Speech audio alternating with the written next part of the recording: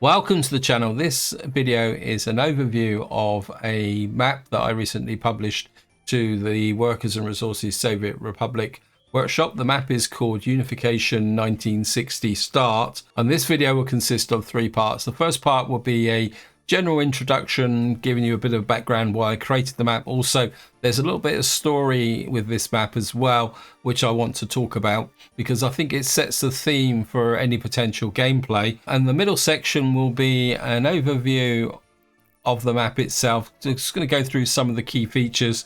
One thing I will not be revealing is the location of any of the resources.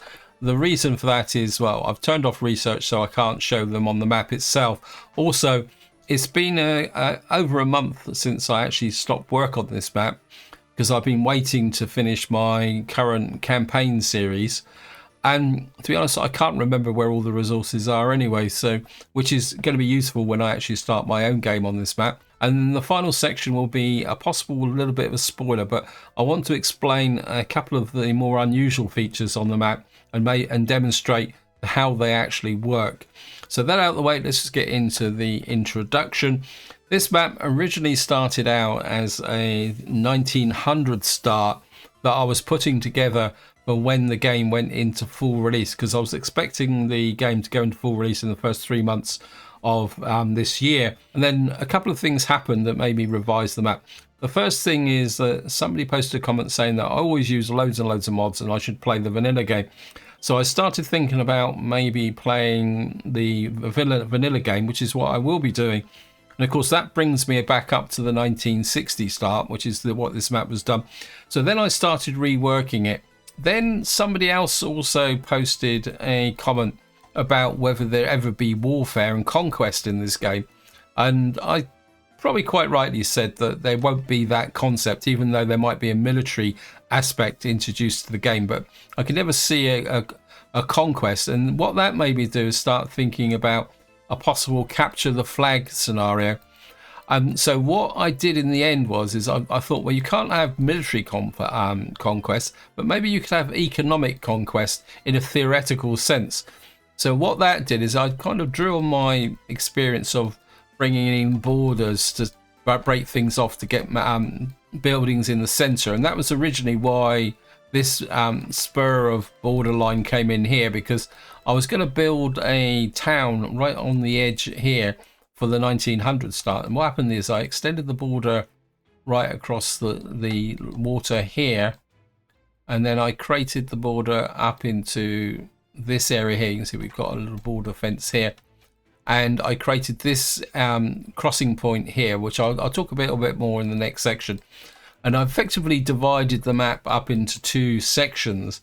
And the general concept of this map and the storyline that I think works, even if it's going to be a little bit complicated, is that the starting location is up in this top left-hand corner. Now, this is a resource-poor Soviet Republic, which has its visions of spreading into the adjacent resource-rich NATO territory. So that is the scenario that underpins this map, that you start in the resource-poor area here. And by resource-poor, I actually mean that somewhere on this side of the border is a fairly small deposit of coal and iron. Now, I can't remember where it is. I think it might be up here somewhere. And the idea is that there's enough to get started, but not build major industries. To get the major industries, you've got to expand across these borders here. Now, one thing I want to draw your attention to, and if I bring this up full size, you'll see that the borders graphics here says that the NATO is on the right and the Soviet Republic is on the left. But if you actually look at the map, the lines are the opposite way round. Now, when I actually built this map, they were the correct way round, but when I published it, for some reason, these got flipped backwards and forwards. But it doesn't really make that much difference. So if you notice that, guys, that's the reason why it's actually happened. I think that's enough of an introduction, because I don't want this video to be too long. So we're now going to move on to the middle section, and we might as well start with this border here.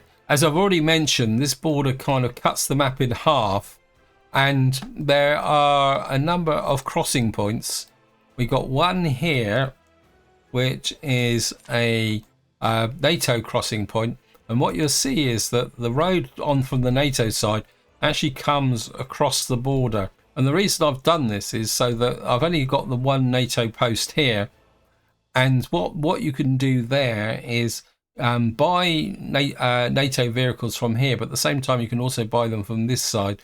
If you want to see how that does, I'll demonstrate it in the final section.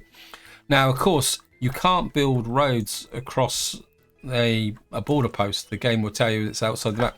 So what I've done is I've put in a number of roads, mud roads across the border to kind of represent smuggling routes. Now, one thing you will need to be aware of is that if you're going to upgrade these roads, if I do click shift, what you'll see is you can upgrade a road by doing that, but if you accidentally delete the road in here or create a checkpoint in this road area here, what will happen is that you can actually break the road connection. So what I suggest is that if you are going to upgrade the road, do this, use shift like that, and the game will come into it like that.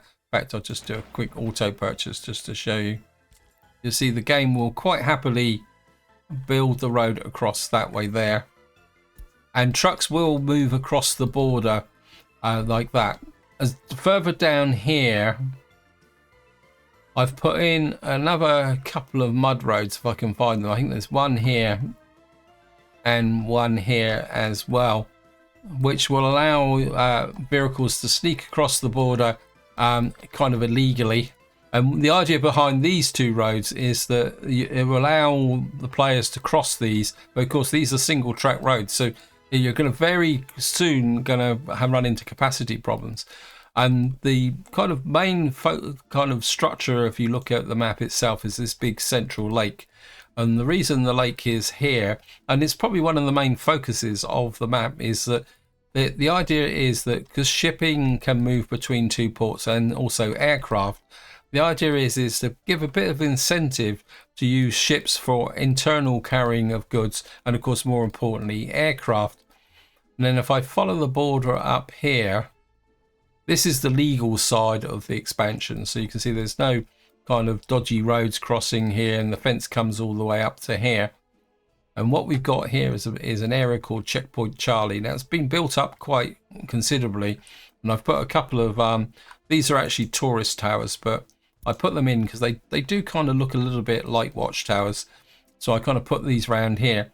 And what we've got here is on this side you've actually got a medium customs post for Soviet, and on this side you've actually got a NATO customs post as well. So if you actually look carefully here, that the border does not actually connect in this area, because what I've done is I brought the border in from both sides. So what this means is this area through here is a playable connection, and it's the only kind of legitimate playable connection outside of shipping and aircraft. But what it means is that if you for a player who wants to drive a rail connection between the two sides of the border, you can actually use this to get rail lines across.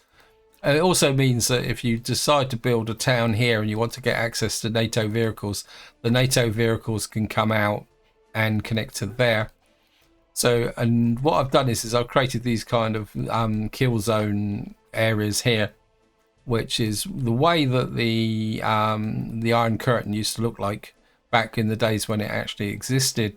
Probably one of the most other prominent features here is this big estuary, because the idea is you've got a major river running in from the kind of western side of the border flowing into this lake, and then you've got another river over here flowing down. This river's predominantly really intended to provide water for sewage and control in this area, and then you've got a kind of a clogged up river here. I think actually there might be some oil along here as well. And then what you've got down the bottom here is the outflow to the sea from the lake itself. Now you can see you've got bridges here across. So one thing you do need to be aware about, if you are going to use shipping for exports, you may need to destroy these bridges. Although what I would say is that really from an export point of view, you'll probably be better off actually sending the ships out this way. The channels are deep enough, although it's a bit congested. And I think if we get over here, you've got sections of borders which represent the Soviet Union and NATO.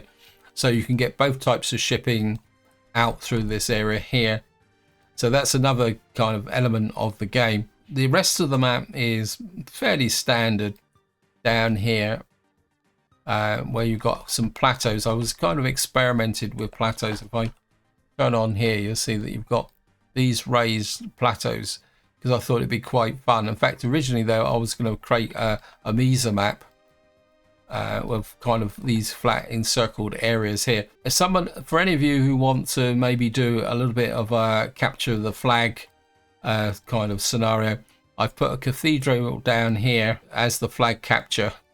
So if you feel that you want to come down and capture the flag, you could say that the win condition here is by building a town around this cathedral. Now, if we come back over here, one tip I will say to you guys is that I think if you want to build a really massive heavy industry, it's in this top right section of the map. Where exactly, I can't quite remember.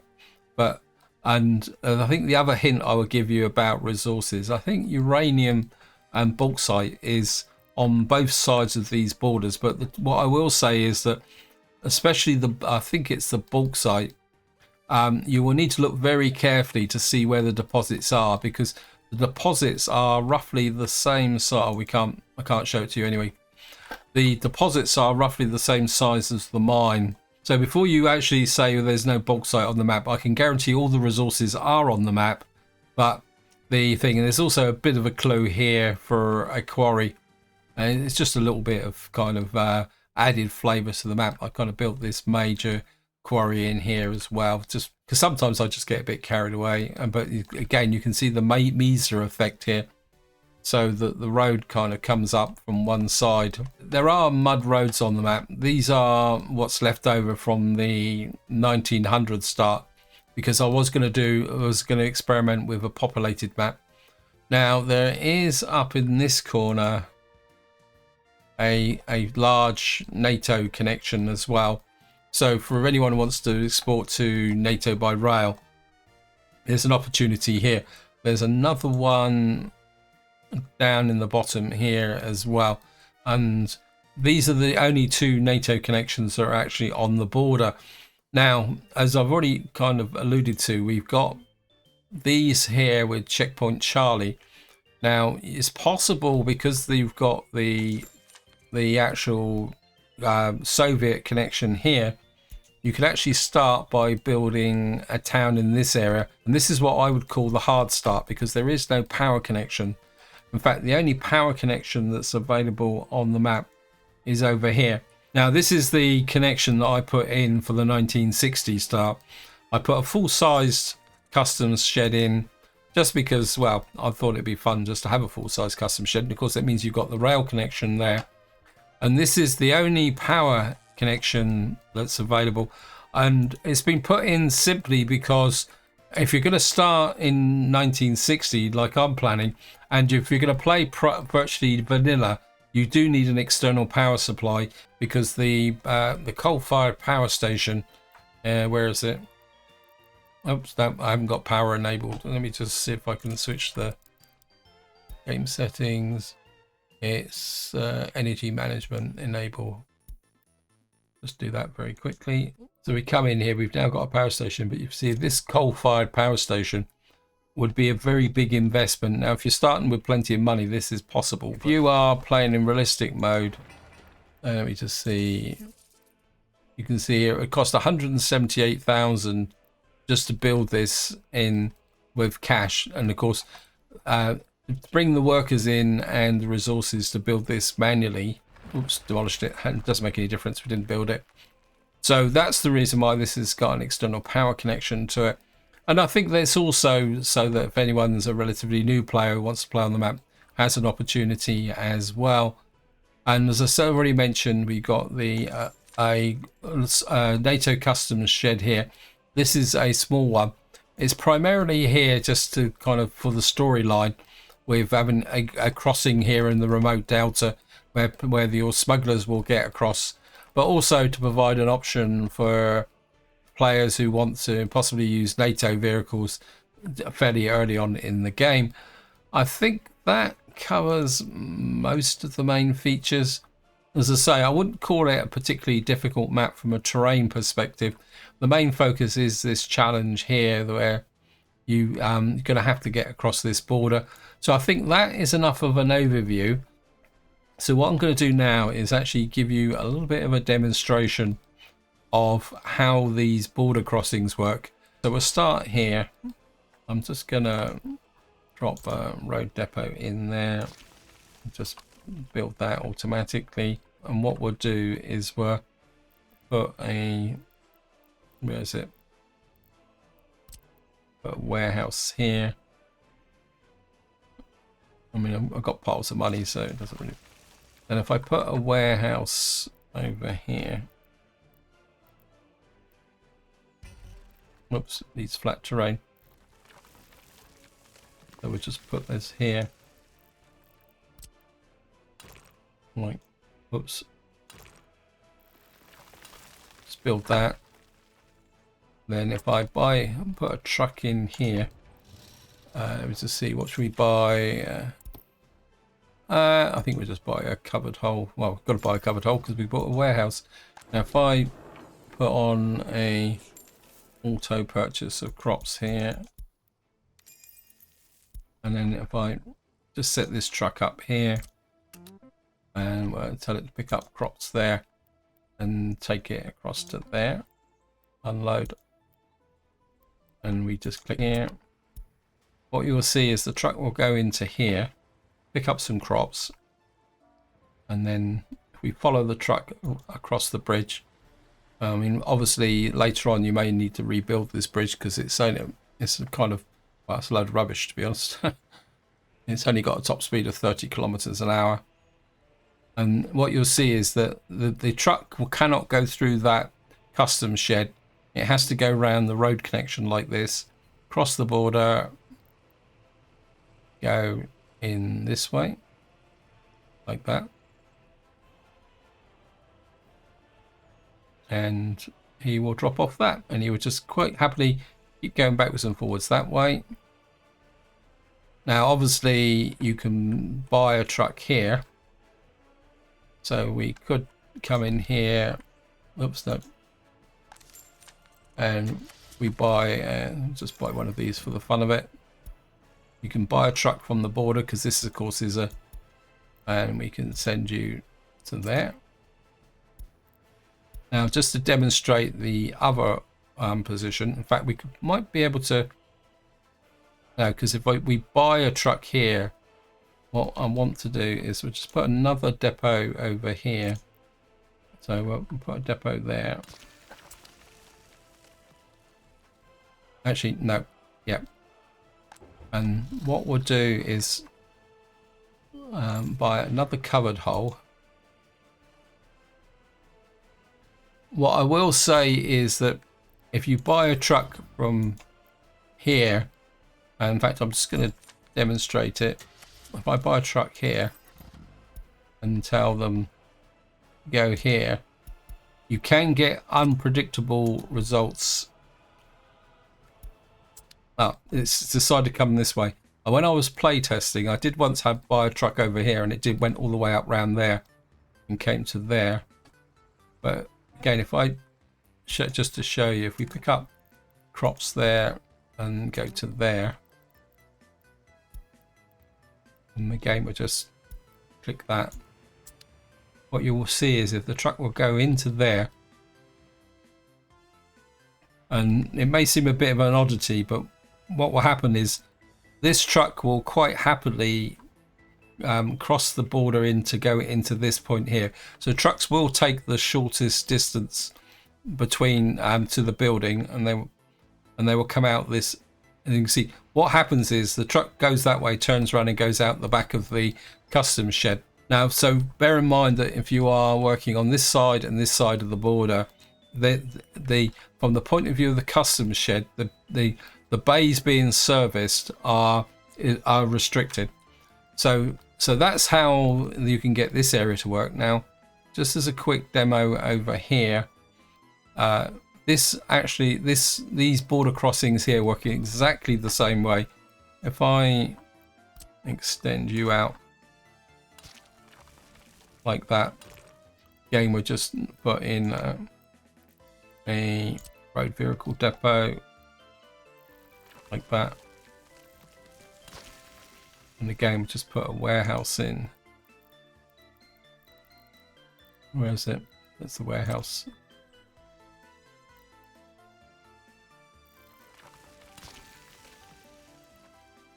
Just put another warehouse there. Again, we're just by a covered hole.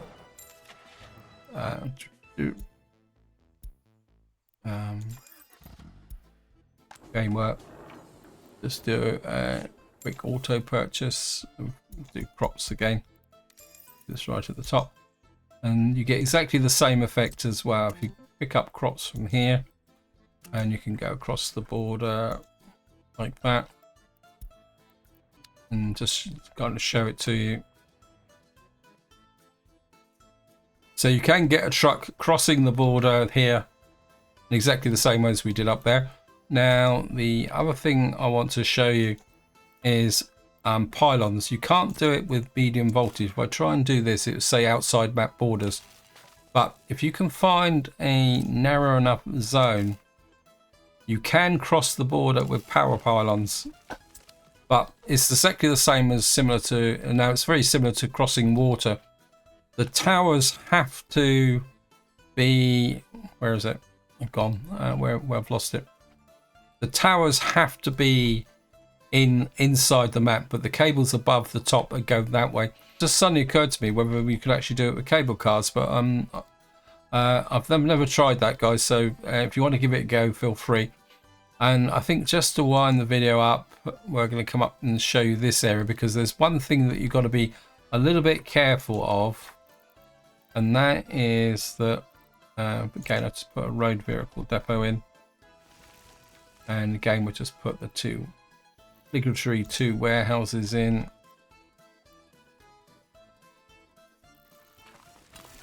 Like that, and we'll just put a road connection there. Again, we're just by a covered hole there. Again, crops.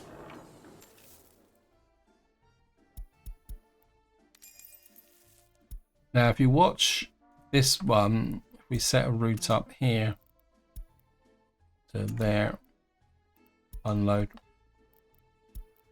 Now, if you watch this one very carefully, again, the truck will not go through these two custom sheds, exactly the same as before. But if you watch this one, the truck will go through this road. You can actually see the little bridges open up. But you can actually edit this area. So, for example, if I come in here, just do a bit. Unlike down in the other side, this is actually part of the map.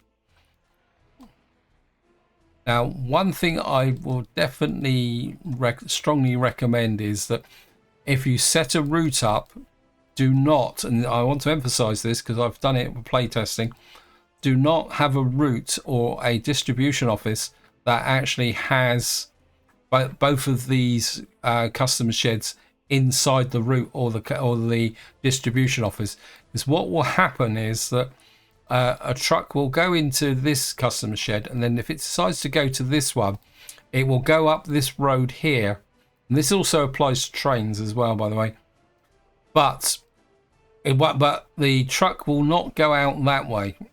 It will try and come back, and then it will hit this because it can't get through it.